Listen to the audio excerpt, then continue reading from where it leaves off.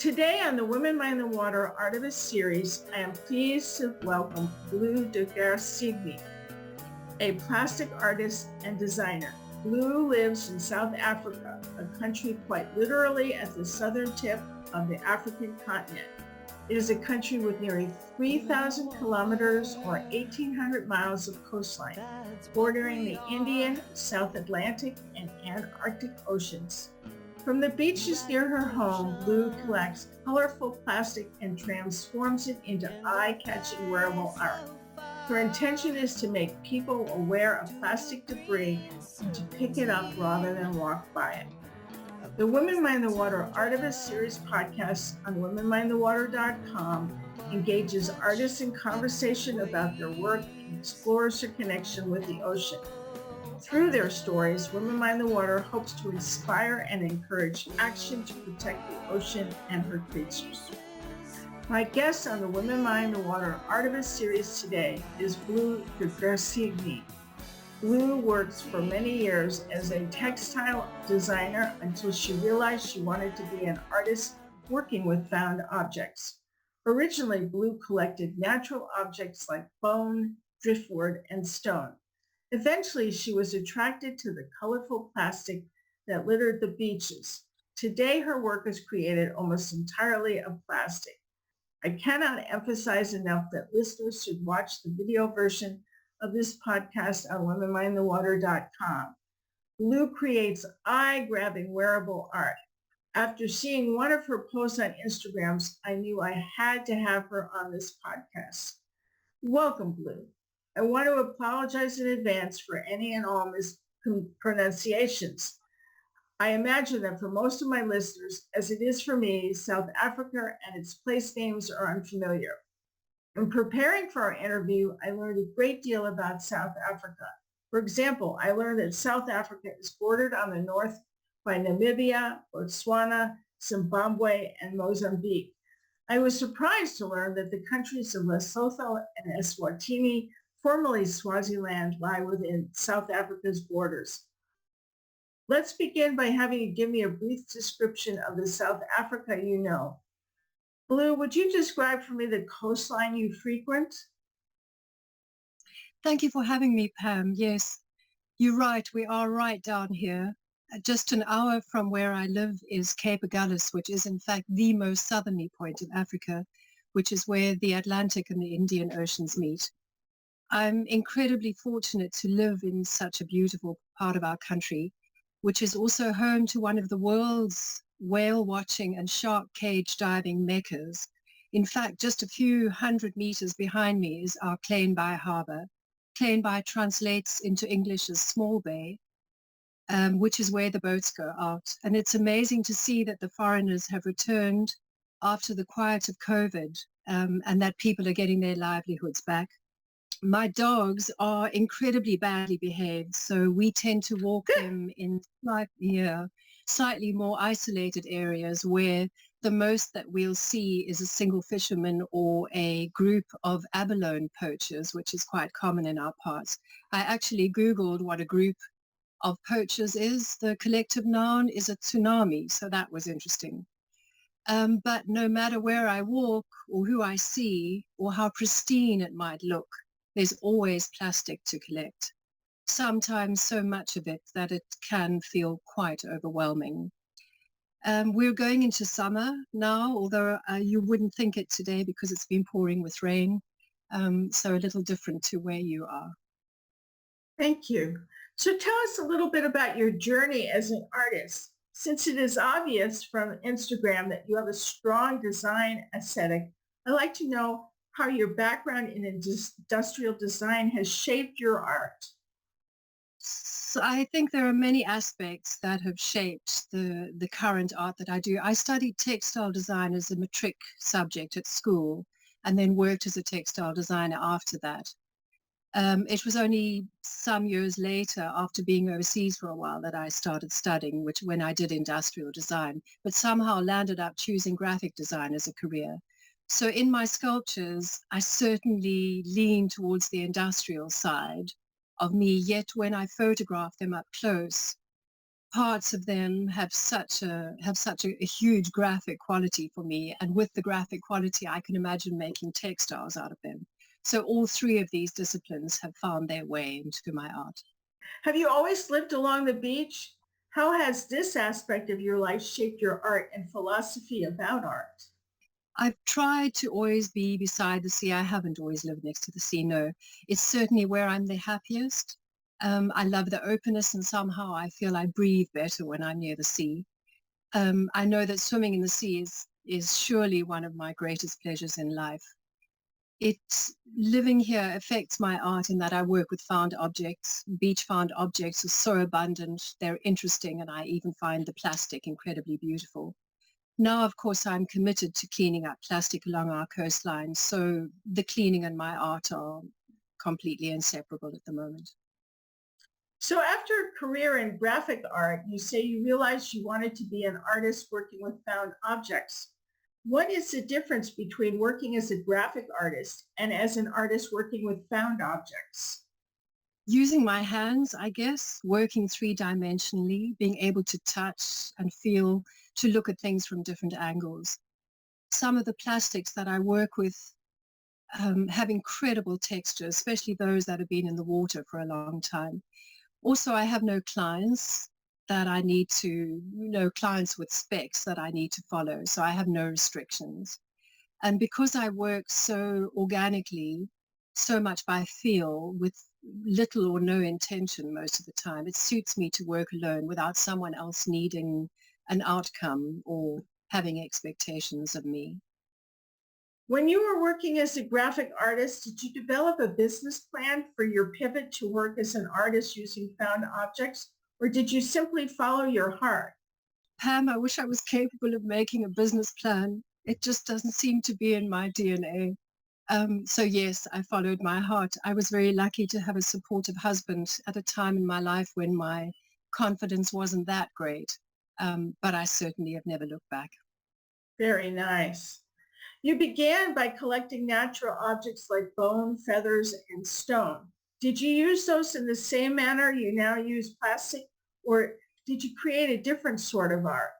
That's such an interesting question. I I I like order and structure, and I think these elements straddle both of those worlds, especially my small frames, which have a similar format. But the plastic hats and their accoutrements that I have done recently have gone off in a completely different direction of all of their own.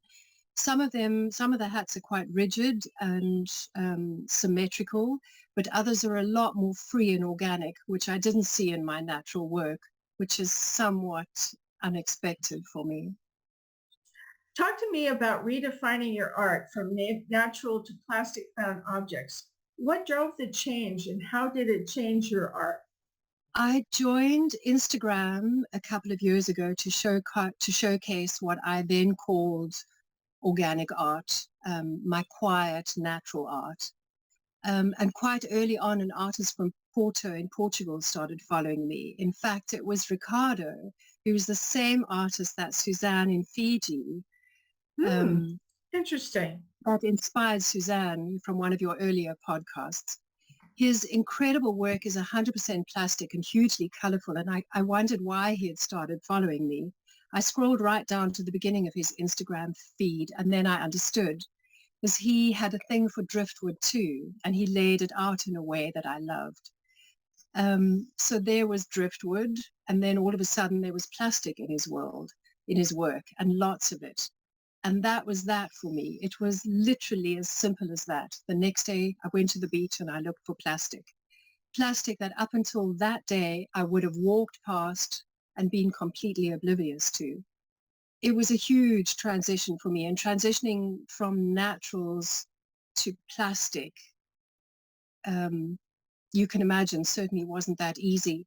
To go from a neutral palette of creams, whites, browns, rust, to all of a sudden these bright colors, and to go from soft rounded shapes to hard rough plastic, it was quite a thing. But by then I was completely committed, so I was there for the long haul. Working with plastic certainly didn't come naturally to me at all. initially it was very hard, and I even wondered if it was something that I could continue with, but I experimented a lot, and slowly started to find my creative feet, which is where I am today, feeling a lot more confident with the plastic. That's really interesting about how you have begun to found a community centered around art and plastic. I think that's what I love about Instagram, the positive aspects of Instagram and social media is us finding each other and inspiring each other. So I'm glad you brought that up. What sort of things do you find on the beach? Do you have any idea about the origins of the plastic you find? You name it, it'll land up on a beach somewhere, from far and wide. Logos often give clues to where things come from. Just very recently, I found a coffee mug from Brazil. I found an oil container from a petrochemical plant in East Java, bottles from further north in Africa, from Kenya, from Ghana, even oil containers from America have turned up. I have just recently, well, I'm currently busy with a series at the moment called The Usual Suspects, which are the kind of plastics that turn up in our collections all over the world. And when I say our, I mean beach plastic artists. So anything from straws to toothbrushes, earbud sticks, toys, lollipops, so much fishing gear, flip-flops, etc., etc. Those are actually, I'm posting them at the moment on Instagram. But a particular bugbear of mine are water bottles from China that are thrown overboard from the passing ships. Obviously, we're on a shipping line. The most prevalent of these being Master Kong and Nongfu Spring. And when I say that I find them, I find masses of them. And I know it's not just me. If you look on Instagram, you'll see, well, when I look on Instagram, beach plastic people find them all over the world if they're on one of those major shipping lanes. So they dispose of them at sea rather than disposing of them responsibly when they get to the next port. So I think it's time I made a hat about these two bottles. You are so joyous in your art that when I hear about the masses of plastic that you see on the beaches, it's, how does one maintain an upbeat when it's so depressing to know that people are just throwing it overboard and washing on your beaches? It can be overwhelming at times. I know there are times that I've got out of my car at a beach and seen how much plastic there was and wanted to just turn around and get back in my car and drive away. So what's interesting about these Chinese bottles is there actually is a convention in place that's been around since the 80s, I think, which tries to prohibit people from disposing of garbage at sea. And apparently there are 150 countries that are part of this, that have signed on for it, but it's optional. So there actually isn't really anything that stops people from throwing their garbage overboard. Right. Unfortunately, there's a lot of lip service like that. How did you come to use the plastic to create wearable art? I think I wanted to create something that was instantly recognizable for people out there. So you see the hat and you see the earrings and you see the necklace, and then hopefully you'll look again when you realize that it's all made from beach farm plastic. I have to just say that your design aesthetic is front and center. It's very engaging how you display your work with the black background and then your head wearing the headpieces or earrings or neck pieces. What is your process for selecting the plastic to make a piece? And how do you determine whether it'll be earrings or a headpiece or whatever kind of wearable art that it ends up becoming? I have to say, I don't think about these things too much. I walk around the studio and see what I see and feel what I feel, and things just kind of evolve out of that. But with the hats, I used either a particular kind of plastic for each ensemble or a particular color. So just takeaway cutlery, for example, or just polystyrene or just cool drink bottles. how did I decide that it would be earrings or necklace? Oh, these things just kind of happen. Sometimes I'll have a load of plastic on my desk and I'll shift it across because I need a bit of space, and all of a sudden it'll land in a way that just kind of makes sense to me, and all of a sudden there'll be a necklace. Right. Um, There's something funny about having something that's man-made and then talking about an organic process to make it I into know. art. Yes. Yeah. So I recently saw that you were working with youth to create wearable pieces from plastic. I'd like to know more about this. Was this a one-time event, or are you adding that to your practice? I hope, I've only done 3 workshops so far, but I do hope to make it something going forward, with adults or with children. I think everyone can benefit from knowing about plastic pollution or rethinking their single-use plastic consumption.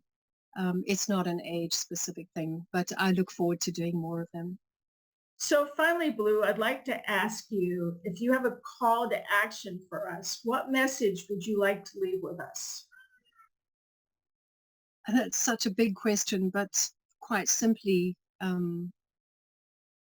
we don't have to be Greta Thunbergs to make a difference. I think even the small changes that we make in our daily lives matter. And it costs nothing for each of us to do our little bit.